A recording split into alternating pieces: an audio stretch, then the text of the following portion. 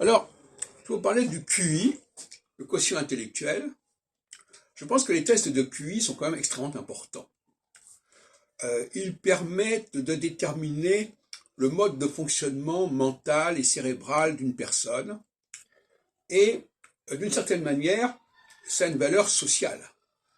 Parce que les gens qui ont des QI importants préfèrent se rencontrer entre eux. Sauf dans le cadre de ce que j'appelle la famille, bon, on en a parlé, la promiscuité familiale, c'est encore autre chose.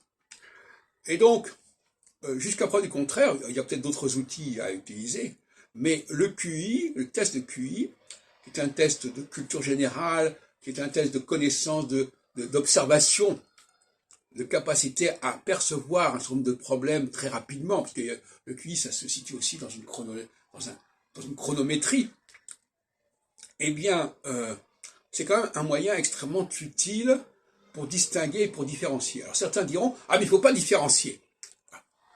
Alors là, c'est ce que j'appelle là le point de vue familial et national.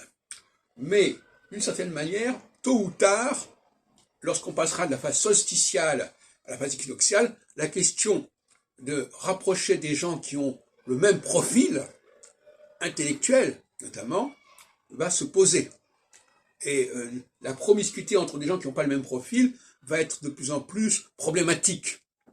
C'est-à-dire qu'on ne va pas pouvoir fonctionner très longtemps comme ça, ou alors de manière très appauvrie dans tous les sens du terme, et des deux côtés. Donc, dès le plus jeune âge, les enfants doivent passer des tests de QI, et il faudrait des classes où les gens qui ont le même QI se retrouvent.